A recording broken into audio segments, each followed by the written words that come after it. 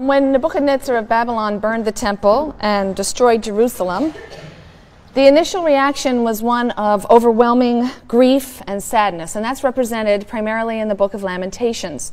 It's a very short book of dirges that laments the loss of Jerusalem as the death of a beloved person.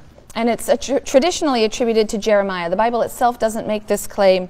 It's an old tradition. It may have arisen, however, because of all of the prophets. Jeremiah is the one who reveals the most to us about his personal suffering and grief, and because he was present as an eyewitness at the destruction. There's no real logical development of ideas in Lamentations, primarily because it's structured by an artificial device. There are 5 chapters, and 4 of the chapters are acrostic poems. This means that each verse, or sometimes a series of verses, begins with a letter of the alphabet in sequence. So in chapter 3, you have 3 verses per letter of the alphabet. But this kind of acrostic poetic formation gives the poem a kind of formal unity at the same time that it has no logical unity or logical flow. And it's been pointed out that that form is particularly appropriate for an expression of grief that is too profound or too all-encompassing to be logical. The lamentations over Jerusalem resemble very much David's lamentations over Saul. The mourner spends time contrasting the former splendor of the beloved to his or her present state. And we have lots of ancient Near Eastern prototypes for this kind of lamentation. Lamentations over destroyed cities, which are understood as the result of the deity's decision to abandon the city. And in Lamentations, we're given a very detailed picture of the great suffering that accompanied the final collapse. Lamentations 1:1. Alas, lonely sits the city, once great with people. She that was great among nations is become like a widow. The princess among states is become a thrall. Or chapter 4. Alas, the gold is dulled, debased, the finest gold. The sacred gems are spilled at every street corner. The precious children of Zion.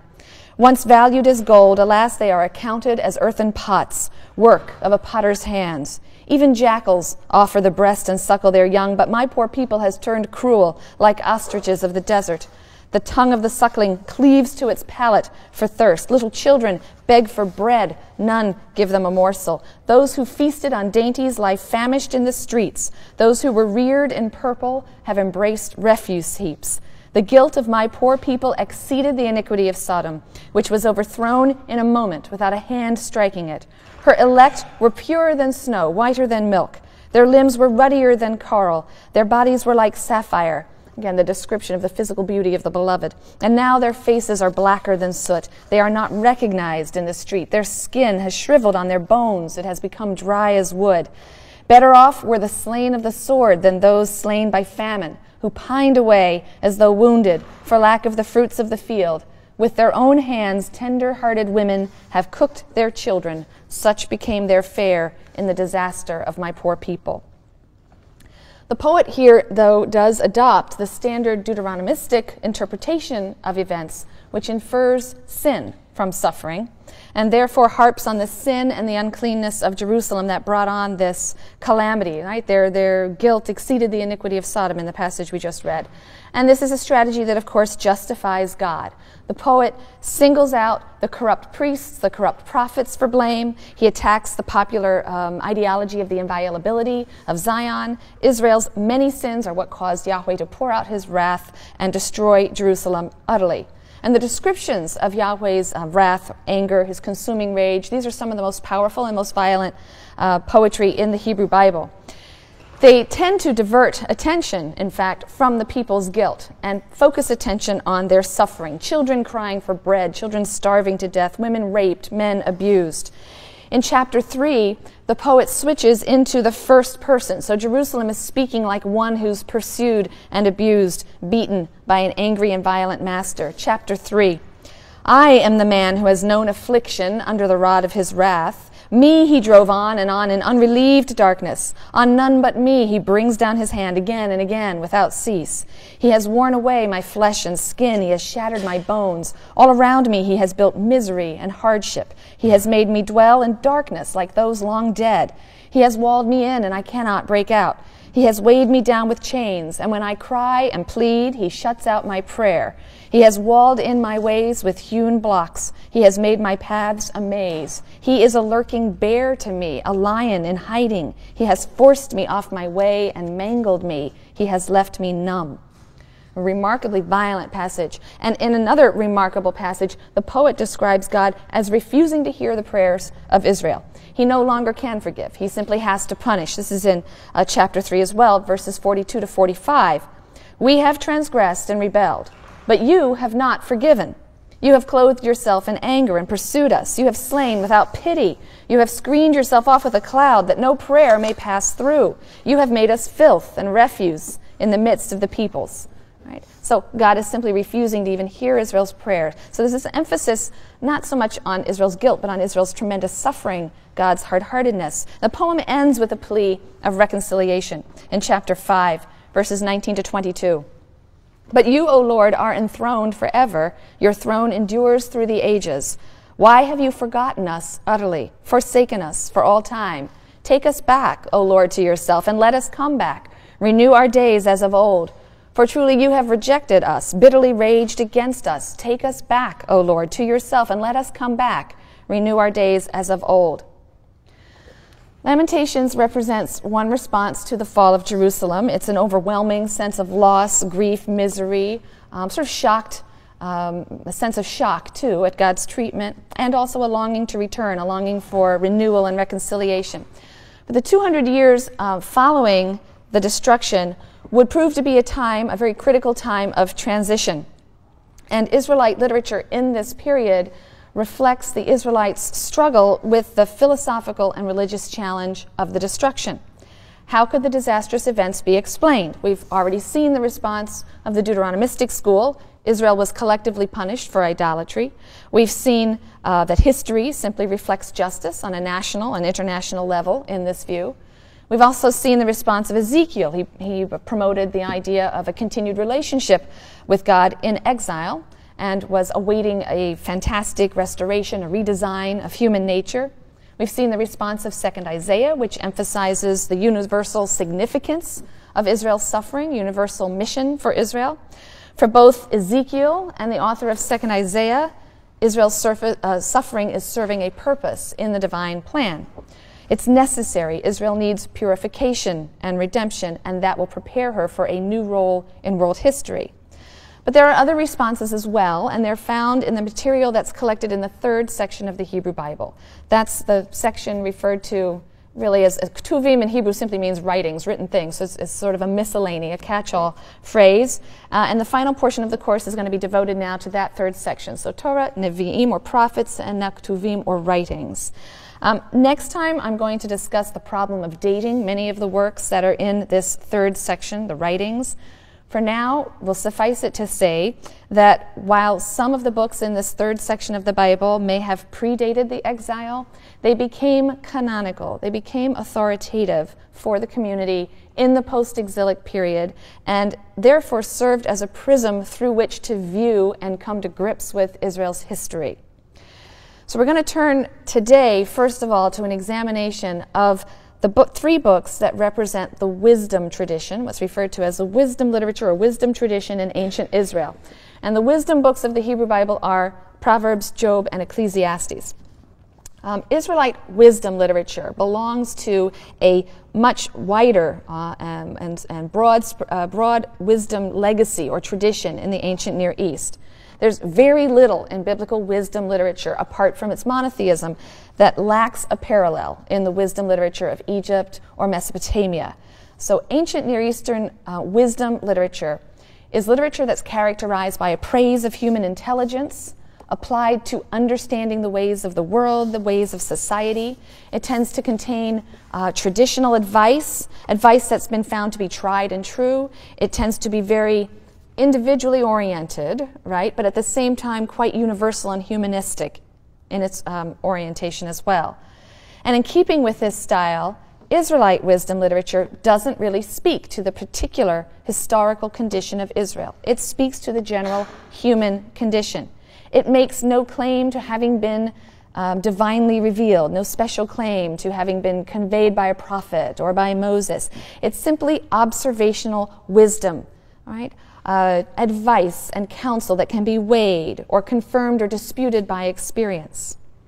And again, if you were simply to open up the book of Proverbs and read something in there, unless it had the word Yahweh, you wouldn't know that it didn't come from some Egyptian wisdom literature or Mesopotamian wisdom literature. There are various types of wisdom material. Scholars have sort of classified the wisdom material into three main categories. The Hebrew word for wisdom, which is a word chokhmah, it literally means skill and probably refers to the skill of living well or living properly. The three types of wisdom literature that we find are what we would call clan or family wisdom. These materials tend to be common sense aphorisms and observations, the kinds of things that are common to all cultures. They're scattered around the Hebrew Bible, but most of them are contained in the book of Proverbs. So, for example, Proverbs 15:17, better a meal of vegetables where there is love than a fattened ox where there is hate. Right? It's the kind of thing you can imagine, your grandmother saying. Chapter 20, verse 14, bad, bad, says the buyer, but having moved off, he congratulates himself. Or 26:14, the door turns on its hinge and the lazy man on his bed, right? Neither of them really gets anywhere. And 25:25, like cold water to a parched throat is good news from a distant land. And many of the proverbs we classify as clan or family wisdom are parental, right? They tend to sound as if they're being said to a son. Not so much a daughter, but to a son. The second category of wisdom literature is what we call court wisdom, and we have a lot of this from Egypt. A great deal of court wisdom came from Egypt. It served the needs of the court. It tends to be bureaucratic advice, administrative advice, career advice, instruction on manners or tact, how to be diplomatic, how to live well and prosper. Practical wisdom. So, for example, Proverbs 24:27, put your external affairs in order, get ready what you have in the field, and then build yourself a home. Or 21:23, he who guards his mouth and tongue guards himself from trouble, right? Tact. 11:14, for want of strategy an army falls, but victory comes with much planning. Or 12:1, he who loves discipline loves knowledge, he who spurns reproof is a brutish man. And then the third category of wisdom literature is what we might call more freewheeling existential reflection or probing, reflective probing into the critical problems of human existence. And I'm going to talk about that in much more detail as we get to the book of Job. Now, as I mentioned before, all of these types of wisdom literature tend to be very universalistic, humanistic, ahistorical. There's nothing particularly Israelite about them. There's no mention of the Exodus. There's no mention of Sinai or Moses or covenant or any of the early narratives of the nation. And they are paralleled in great abundance in the writings of other ancient Near Eastern cultures. Sometimes there's an attempt to connect wisdom specifically with belief in Yahweh. But biblical wisdom, like ancient Near Eastern wisdom generally, grounds morality on non-specific notions of prudence and God-fearing in a sort of non-specific way, rather than on the historical covenant with Yahweh. So let's look in a little more at the book of Proverbs in a little more detail. Proverbs is the classic book of wisdom. It contains some material of great antiquity, even though the book in its probably reached its final form only in post-exilic times. Surely a great deal of it is much older. There are many affinities between Proverbs and Egyptian and Canaanite wisdom literature. So it suggests that Israel assimilated wisdom material from the wider environment. The chief aim of Proverbs seems to be the inculcation of wisdom as the means to social tranquility and a happy life. Young people should learn to master their impulses. They should lead productive and sensible lives. Many of the maxims are intended to educate sons. There's no mention of daughters here. And a good deal of the first 9 chapters is formally pedagogical, clearly pedagogical. And it can be compared quite productively with some Egyptian writings that we have from the 3rd millennium, the Egyptian teaching of Amenemopet or the Babylonian councils of wisdom, tremendous parallels among these works. But these first 9 chapters warn against the seductions of foreign women, and they urge young men to pursue wisdom. And wisdom here is figured, almost hypostasized, right? Almost an attribute or a characteristic that's almost put into a concrete human form. Wisdom is figured as a virtuous woman who promises insight and counsel. This woman was created before all other created things, and wisdom, again, figured as a woman, assisted Yahweh in the creation and the ordering, I should say, the ordering of the universe. Wisdom was with God at that time. Proverbs values hard work and diligence and warns against excessive sleep and sex and wine. And Proverbs recommends honesty in your business affairs, and kindness and loyalty and impartiality and sobriety and humility and restraint and sincerity. Wealth is very nice, but it's not to be desired at the cost of calmness and peace. The wisdom sayings that appear in Proverbs are usually these short 2-line sentences in which the second line runs parallel in some way to the first. Some scholars have classified the different kinds of parallelism you find in the book of Proverbs, and I've written the 3 main forms up here. An example of synonymous parallelism, where the second line is essentially synonymous with the first, that's found in Proverbs 22:1. It's a classic feature of biblical poetry in general. We'll see it in the Psalms. For an example, a good name is to be chosen rather than great riches, and favor, parallel to a good name, is better than silver and gold, right? Parallel to great riches. So the 2 lines are somewhat synonymous. In antithetic parallelism, the 2 lines form a balanced pair of opposites. So in Proverbs 10:1, a wise son makes a glad father, but a foolish son is a sorrow to his mother. When the second line seems to complete the thought of the first, it's called ascending parallelism. We find that in Proverbs 11:22. Like a gold ring in the snout of a pig is a beautiful woman bereft of sense. Right? Another feature of Proverbs is that wisdom itself is established as a religious concept. It seems to have some religious value. Proverbs tries to link wisdom with reverence for God and obedience to God. In Proverbs 1:7, the fear of the Lord, or the reverence, the fear of the Lord is the beginning of wisdom. Fools despise wisdom and discipline. Or chapter 3, verses 5 through 8, trust in the Lord with all your heart and do not rely on your own understanding. Wisdom guards one from evil. The wise person accepts the sufferings with which God is disciplining him. So in Proverbs 3:12, for Yahweh reproves or disciplines him whom he loves, as a father the son in whom he delights. Keep that in mind as we turn to Job. Because I think the most important thing about the book of Proverbs is its almost smug certainty that the righteous and the wicked of the world receive what they deserve in this life. There's a complacency here, an optimism. God's just providence and a moral world order are presuppositions that it just doesn't seem to question.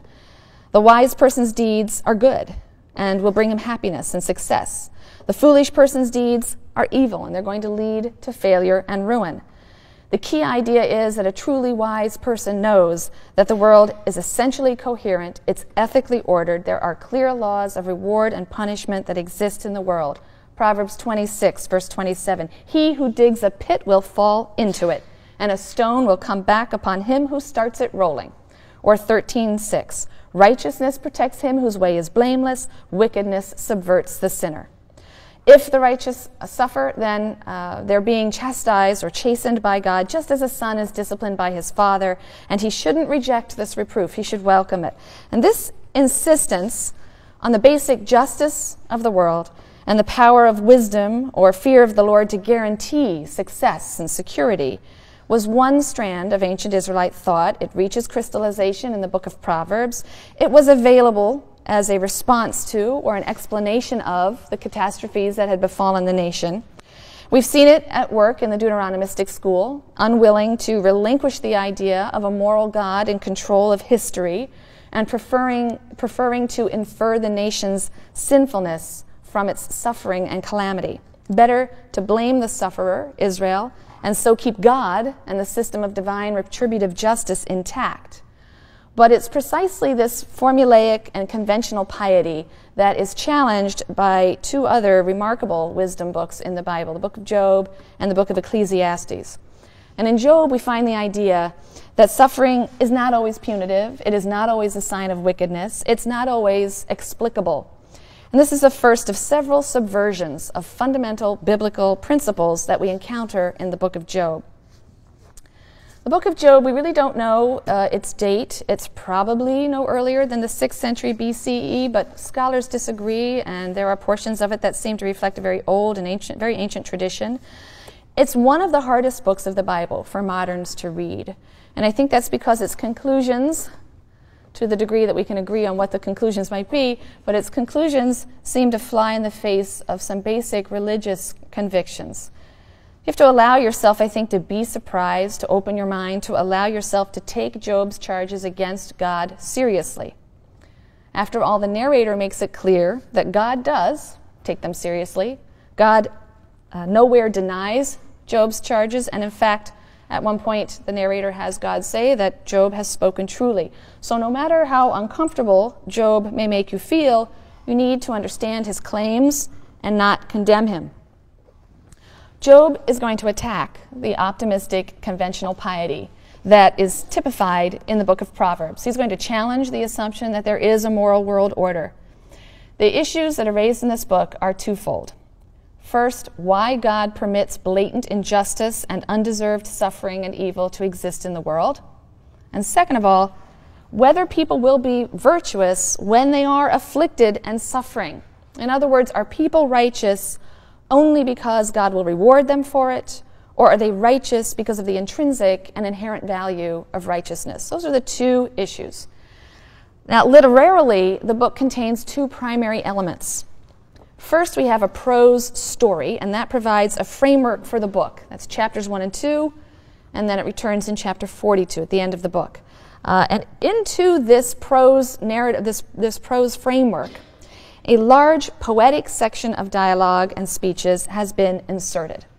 Okay, so there are two main literary components. Now, the prose framework concerning a scrupulously righteous man named Job, afflicted by horrendous calamity, was probably a standard ancient Near Eastern folktale of great antiquity. The story isn't set in Israel. It's not about an Israelite. It's set in Edom. Job is an Eastern magnate who dwells in the country of Uz, not an Israelite, but the Israelite author has used this older ancient Near Eastern legend about a man named Job for his own purposes.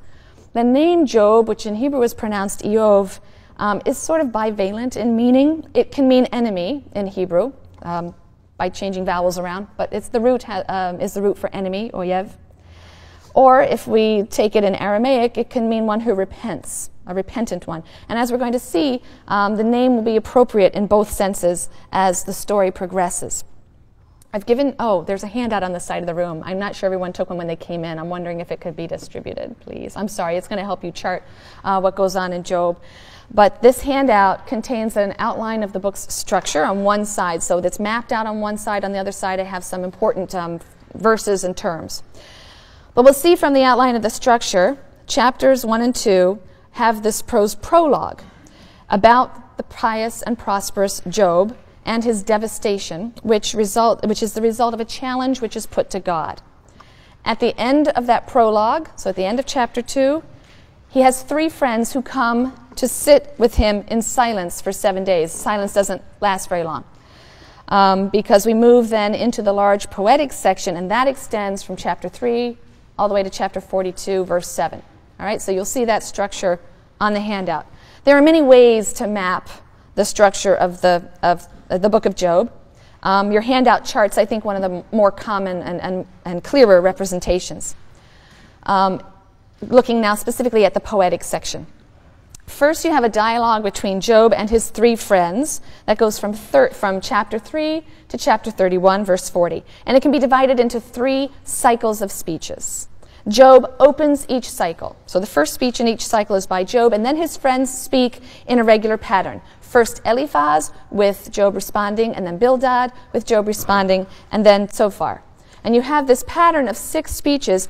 It occurs 3 times, but in fact, the 3rd time, the reply by Zophar is omitted. And that deviation ensures that Job has the first and the last word. He has a summation speech in chapters 29 to 31. At first, the friends seek to comfort Job and to explain his suffering, but they become increasingly harsh, ultimately bearing a callous contempt for Job's condition.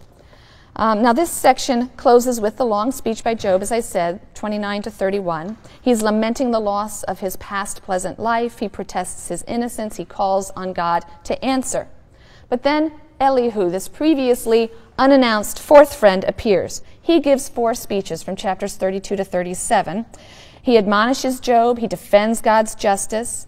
And then this is followed by a poetic discourse between God and Job. God, who poses a series of rhetorical questions, and Job, who appears contrite. And that section also falls into 4 parts, rather like Elihu's speech. You have 2 long speeches by Yahweh, 2 short ones by Job. Finally, there's a concluding prose epilogue that vindicates Job. God criticizes Job's friends, and then in a rather unexpected happy ending, we have Job restored to his fortunes and finally experiencing a peaceful death. So let's look at the contents in greater detail now that we've reviewed the structure. The story opens by introducing us to Job. He's said to be a blameless and upright man. He fears God and he shuns evil. That is chapter 1, verse 1. So the moral virtue and innocence of Job is established in the opening line as a narrative fact, a non-negotiable narrative fact. And yet this Job is to become the victim of a challenge issued by the Satan in the heavenly council. I say the Satan deliberately, the Satan. The Satan is certainly not the devil. There's no such notion in the Hebrew Bible. The phrase the Satan occurs 4 times in the Hebrew Bible.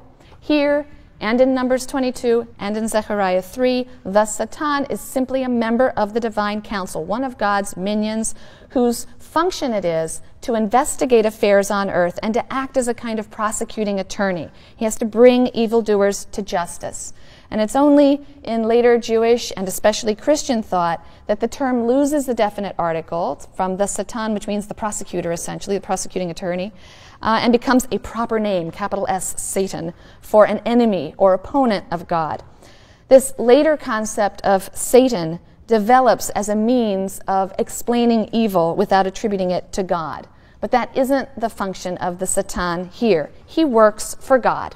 And when Yahweh boasts of his pious servant Job, the prosecuting angel wonders, as his portfolio requires him to do, whether Job's piety is sincere. Perhaps he's motivated by self-interest. Since he's been blessed with such good fortune and prosperity, he's naturally enough pious and righteous. But would his piety survive affliction and suffering? Deprived of his wealth, wouldn't he curse God to his face? And you have to notice as you're reading that the euphemistic use of bless God instead of curse God. Ancient writers did not want to write down curse God, so they wrote bless God. But we need to understand that's a euphemistic way of avoiding writing curse God. So wouldn't he curse God to his face? And God is quite confident that Job's piety is not superficial, it's not driven by the desire for reward, and so he permits the Satan to put Job to the test. Job's children are killed. His cattle are destroyed, his property is destroyed. But Job's response in chapter 1, verse 21 is, naked I came from my mother's womb, and naked I shall return. God gives, and God takes away. May the name of the Lord be blessed. And the narrator then adds in verse 22, in all this, and if you flip over, I've got some of these key verses on the back of your handout to help you keep track, but in all this, Job did not sin or impute anything unsavory to God. God again praises Job to the Satan, saying, and still he holds on to his integrity. So you incited me to destroy him for nothing. That's chapter 2, verse 3. So the Satan proposes increasing the suffering, and God agrees on the condition that Job's life be preserved. So the Satan strikes Job's body with these terrible, painful sores, trying to crush his spirit. And Job's wife rages, do you still hold on to your integrity? Bless God, curse God, and die. Chapter 2, verse 9. But still Job will not sin. He will not curse God. He insists on remaining virtuous, and he responds, shall we receive good at the hand of God, and shall we not receive evil? So at first glance, it would appear that Job accepts his bitter fate. But note, after the first round of suffering, the narrator observed that in all this Job did not sin with his lips or impute anything unsavory to God. But now he merely observes, in all this Job did not sin with his lips. Not with his lips, perhaps, but in his heart did he impute unsavory things to God. And if we were to move directly to the conclusion of the folktale in chapter 42, if we jump from this point just to the conclusion in 42 verse 7 is where the conclusion begins, we would find that Job is rewarded fully for his patience and his steadfast loyalty, and his household and his belongings are restored to him twice over. The folktale standing alone could be read as the story of an innocent man tested who accepts his fate, he retains his faith, and he's rewarded. Standing alone, the tale appears to reflect the values and the conventional piety of the wisdom literature and of the Deuteronomistic school. But the folktale doesn't stand alone. The anonymous author of Job uses this earlier legend concerning the righteous man Job as a frame for his own purposes. And the hint at the end of the prologue that Job perhaps is beginning to impute unsavory things to God points forward to this extensive poetic dialogue that's following. And here are Job's unsavory accusations against God. Here we have a most impatient and furious Job who will charge God with gross mismanagement of the world and eventually deny the existence of a moral order altogether. So reading the book of Job is a fascinating exercise because the two types of material in the book, the prose frame and the poetic dialogue in the middle, they appear to be in tension. And yet interwoven as they are now, they work together, and the one shapes our reading of the other. Our reception of the accusations of Job's friends in the poetic dialogue, our reception of those words is determined by the prose framework's assertion that Job is innocent. That's a non-negotiable narrative fact. And because of that fact of Job's righteousness, we know Job's friends are lying when they say Job must be suffering for some hidden sin. And we know that Job's self-defense, that he hasn't deserved the suffering, is correct. We're going to rehearse some of the arguments that are advanced in the central core, the poetic core of the book. And here, I think, a helpful guide through the arguments. There are lots of commentaries on the book of Job, but one commentary that I think is helpful in just sort of working through some of the arguments of the interlocutors is the analysis of Edwin Good. Although Job doesn't exactly curse God in his first speech, he does curse the day of his birth. And in a passage that alludes repeatedly to creation, Job essentially curses all that God has accomplished as creator of the cosmos. He wishes he were dead, and at this point, he doesn't even ask why this has happened to him. He only asks why he should be alive when he prefers death.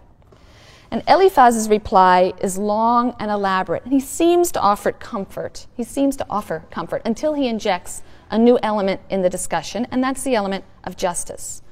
Job hasn't mentioned the issue of justice at this point, but Eliphaz says, "Think now, what innocent man ever perished? Where have the upright been destroyed? As I have seen those who plow evil and sow mischief reap them." Chapter 4, verses 7 and 8. So Eliphaz is handing Job the standard line of biblical wisdom literature as exemplified by something like the book of Proverbs, belief in a system of divine retributive justice, right? That retribution is just. By definition, there can be no undeserved suffering. The implication is that Job has deserved this suffering, a thought that apparently hadn't occurred to Job. And the question of undeserved suffering is now going to dominate the rest of the discussion. And Job's second speech is very disorderly. It's full of wild, contradictory images that may reflect the shock and the pain and the rage that now overwhelm him. He seems to be haunted by Eliphaz's connection of his suffering with some sin. And so he turns to address God directly. He admits he's not perfect, but surely, he objects, he doesn't deserve such affliction. In chapter 8, we have Bildad's speech, and it's tactless and unkind. He says, "Will God pervert the right? Will the Almighty pervert justice? If your sons sinned against him, he dispatched them for their transgressions." In other words, God is perfectly just, and ultimately, all get what they deserve. Indeed, your children, Job, must have died because they sinned. So just search for God and ask for mercy. The friends' speeches lead Job to the conclusion that God must be indifferent to moral status. God doesn't follow the rules that he demands of human beings. It's chapter 9, verse 22. He finishes off both perfect and wicked. When Job complains, "He wounds me much for nothing," chapter 9, verse 17, he's echoing God's own words to the Satan in the prologue. Remember when God says to the Satan, "You have incited me to destroy him for nothing." And we suspect by this verbal coincidence that Job is right. Legal terms dominate as Job calls for the charges against him to be published, and then he hurls countercharges in a suit against God. Charges of unworthy conduct, of spurning his creatures while smiling on the wicked, on scrutinizing Job even though he knows Job to be innocent. And this, too, is a subversion of a common prophetic literary genre that we've seen, right? The Reeve or the covenant lawsuit in which God, through his prophets, charges Israel with flagrant violation of the terms of the covenant and warns of inevitable punishment. Here in Job, it's a man who arraigns God. And yet, Job asserts, since God is God and not a human adversary, there's really no fair way for the lawsuit between them to be tried or arbitrated. Man cannot win a suit against God, chapter 9, verse 2. Job is powerless in the face of this injustice. These ideas all find expression in Job 10, verses 1 through 7. I am disgusted with life. I will give rein to my complaint, speak in the bitterness of my soul. I say to God, do not condemn me. Let me know what you charge me with. Does it benefit you to defraud, to despise the toil of your hands while smiling on the counsel of the wicked? Do you have the eyes of flesh? Is your vision that of mere man? Are your days the days of a mortal? Are your years the years of a man, that you seek my iniquity and search out my sin? You know that I am not guilty, and that there is none to deliver from your hand. Job repeats his wish to die, this time less because of the suffering and more because his worldview has collapsed. He sees that divine power is utterly divorced from justice, and that's a second fundamental biblical assumption subverted. But Job's words only seem to egg his interlocutors on. Eliphaz had implied that Job was a sinner. Bildad had baldly asserted that his sons had died for their sins. And now Zophar is going to claim that actually Job is suffering less than he deserves. And Job isn't persuaded. He isn't persuaded that he has sinned, or more precisely, that he has sinned in proportion to the punishment he is now suffering. God is simply unjust. The Job of this poetic dialogue portion of the book is hardly patient or pious. He is angry, he's violent, he argues, he complains, and he vehemently insists upon his innocence. In the fourth speech by Job, now this is the speech that opens the second cycle of speeches, Job appeals to creation.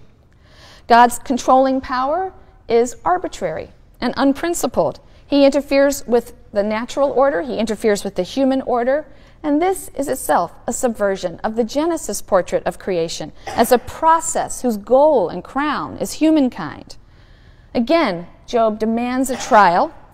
He demands a trial in the widely quoted and mistranslated verse. This is Job 13, verse 15. He may well slay me. I have no hope, but I must argue my case before him. In other words, Job knows that he can't win, but he still wants his day in court. He wants to make his accusation of God's mismanagement. He wants to voice his protest, even though he knows it will gain him nothing. And in a pun on his name, Eov, Job asks God, why do you hide your face and treat me like an enemy? Treat me like an oyev. 13, verse 28. In his second speech, Job fully expects to be murdered, not executed, but murdered by God, and hopes only that the evidence of his murder will not be concealed. He says in 16, verse 18, earth, do not cover my blood. And Job's third speech reiterates this desire, the desire that the wrong against him not be forgotten. Would that my words were written, would that they were engraved in an inscription with an iron stylus and lead, forever in rock they were incised. Chapter 19, verses 23 to 24. Job's three speeches in the second cycle become increasingly emotional, and for their part, the speeches of his friends in this cycle become increasingly cruel. Their insistence that suffering is always a sure sign of sin seems to justify hostility towards and contempt for Job. He's now depicted as universally mocked and humiliated and despised and abused.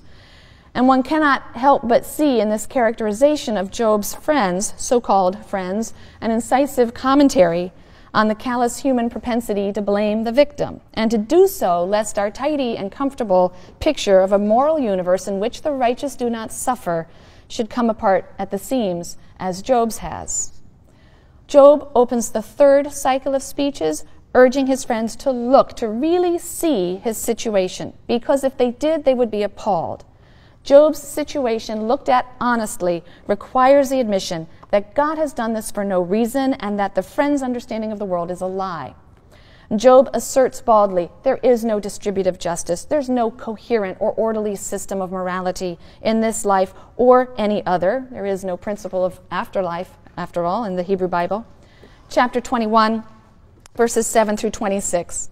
Why do the wicked live on, prosper, and grow wealthy? Their children are with them always, and they see their children's children. Their homes are secure, without fear. They do not feel the rod of God.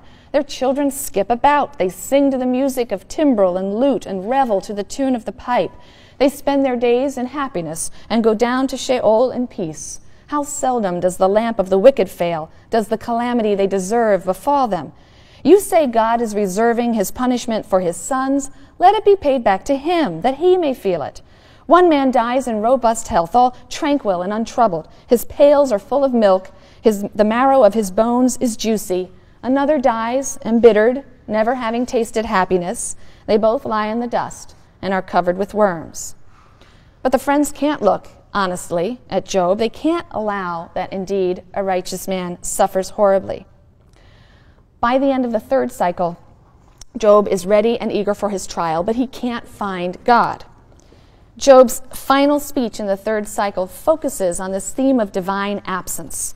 God is irresponsibly absent from the world, and the result is human wickedness. So from the idea that God is morally neutral or indifferent, Job has moved to the implicit charge that God is responsible for wickedness. He rewards wickedness. He causes wickedness. By his absence, his failure to govern properly, he is both corrupt and a corrupter of others. If it is not so, he says, who will prove me a liar and bring my words to naught? And yet, even in the depths of his anguish, and even though he is now convinced that God does not enforce a moral law in the universe, Job clings to one value. Righteousness is a virtue in and of itself, and even if it brings no reward, Job will not give up his righteousness. Face to face with the shocking insight that good and evil are met with indifference by God, that righteousness brings no reward and wickedness no punishment, Job, although bitter, refuses to succumb to a moral nihilism. Chapter 26, verses 2 through 6. By God who has deprived me of justice, by Shaddai who has embittered my life, as long as there is life in me, and God's breath is in my nostrils, my lips will speak no wrong, nor my tongue utter deceit. Far be it from me to say that you are right. Until I die, I will maintain my integrity. I persist in my righteousness and will not yield. I shall be free of reproach as long as I live. And these last lines recall the words of God and the Satan in the prelude. The Satan had said that a man will not hold on to virtue or to righteousness in the face of suffering. He'll give everything away for his life. So this narrative setup guides or influences our interpretation of Job's statement here. Although he is losing his life, Job says he will not give anything away, but he holds on to, he maintains his integrity, just as God had scolded the Satan in chapter 2, verse 3, which reads, still he holds on to his integrity. You have incited me to destroy him for nothing. So in his darkest, most bitter hour, with all hope of reward gone, Job clings to the one thing he has, his own righteousness. In fact, when all hope of a just reward is gone, then righteousness becomes an intrinsic value. Yechezkel Kaufman writes of this moment, the poet raises Job to the bleak summit of righteousness, bereft of hope, bereft of faith in divine justice. Or in the words of another scholar, Moshe Greenberg, we see here the sheer heroism of a naked man forsaken by his God and his friends and bereft of a clue to understand his suffering, still maintaining faith in the value of his virtue and in the absolute duty of man to be virtuous. The universe has turned its back on him. We may add he believes God has turned his back on him, yet Job persists in the affirmation of his own worth and the transcendent worth of unrewarded good. So in a way then, for all their differences in style and manner, the patient Job of the legend and the raging Job of the poetic dialogue are basically the same man. Each ultimately remains firm in his moral character, clinging to righteousness because of its intrinsic value and not because it will be rewarded. Indeed, Job knows bitterly that it will not. At the end of his outburst, Job sues God. He issues him a summons, and he demands that God reveal to him the reason for his suffering. Job pronounces a series of curses to clear himself from the accusations against him, specifying the sins he has not committed, and ending, as he began in chapter 3, with a curse on the day of his birth. And we expect to hear from God now, but instead we hear from an unannounced stranger, Elihu. I'm going to have to give Elihu short shrift. He's the only one of the 4 interlocutors to refer to Job by name, address Job by name. He repeats many of the trite assertions of Job's friends. He does hint, however, that not all suffering is punitive. He also hints that contemplation of nature's elements can open the mind to a new awareness of God. And in these 2 respects, Elihu's speech moves us towards God's answer from the storm. So in the climactic moment, God answers Job in an extraordinary theophany or self-manifestation. In chapter 38, God speaks out of the tempest or whirlwind. Who is this who darkens counsel, speaking without knowledge? Is he referring to Job, to Elihu, the 3 friends, all of them? God has heard enough. It's his turn to ask questions, the answers to which are clearly implied. These are rhetorical questions. Where were you when I laid the earth's foundations? Speak if you have understanding. Do you know who fixed its dimensions or who measured it with a line? You did, God. Have you ever commanded the day to break, assigned the dawn its place? Have you penetrated to the sources of the sea or walked in the recesses of the deep? No, no human has. And God continues with these rhetorical questions regarding the animals, their various powers and attributes. But one wonders what the purpose of all these questions is. One senses that they are irrelevant.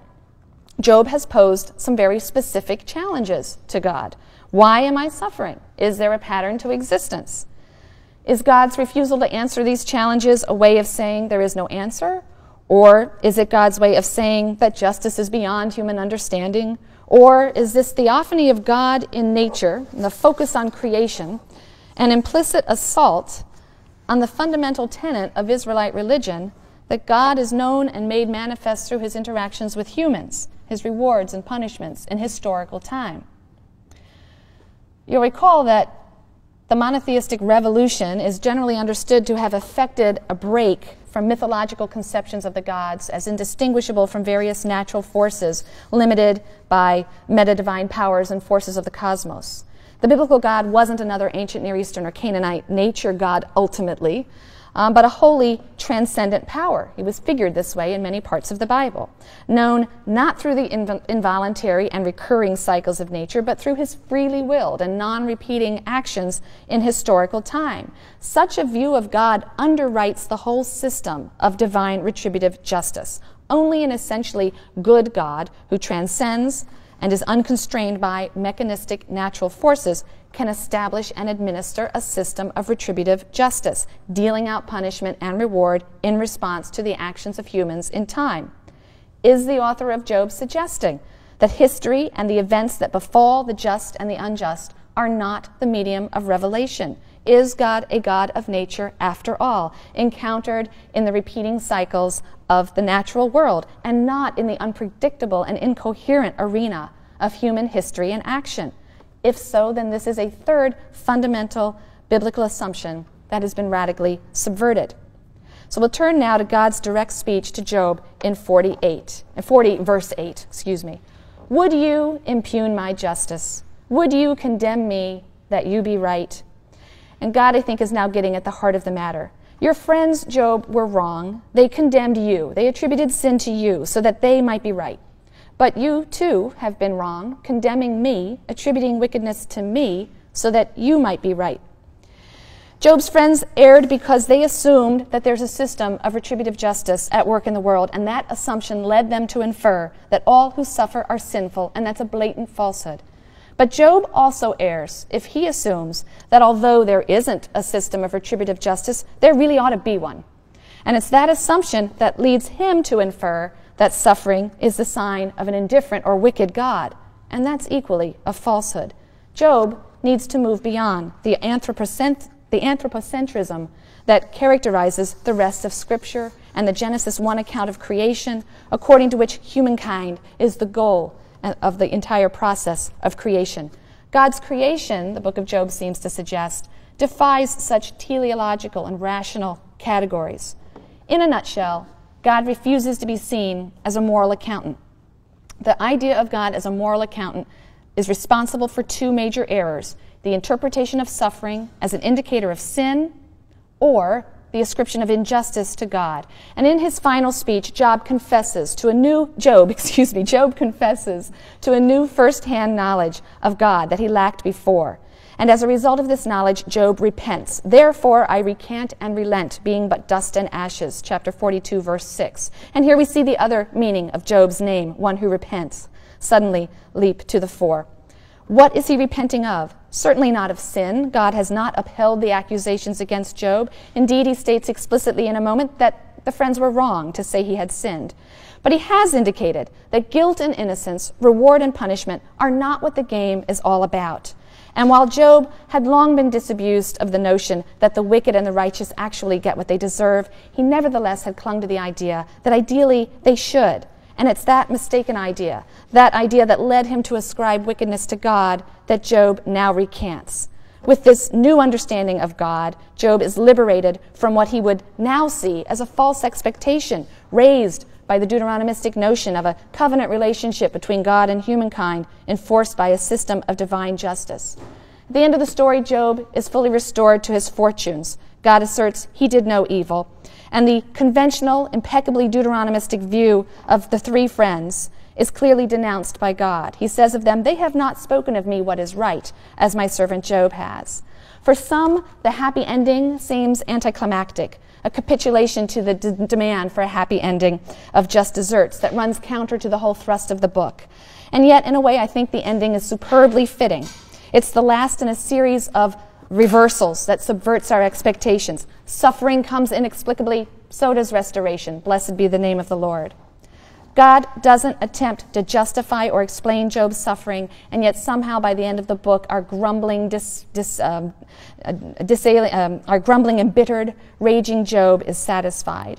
Perhaps he's realized that an automatic principle of reward and punishment would make it impossible for humans to do the good for purely disinterested motives. It's precisely when righteousness is seen to be absurd and meaningless that the choice to be righteous paradoxically becomes meaningful. God and Job, however we are to interpret their speeches, are reconciled. The suffering and injustice that characterize the world have baffled humankind for millennia, and the book of Job provides no answer in the sense of an explanation or a justification of suffering and injustice. But what it does offer is a stern warning to avoid the Scylla of blaspheming against the victims by assuming their wickedness, and the Charybdis of blaspheming against God by assuming his. Nor is moral nihilism an option, as our hero, yearning for, but ultimately renouncing divine order and justice, clings to his integrity and chooses virtue for nothing.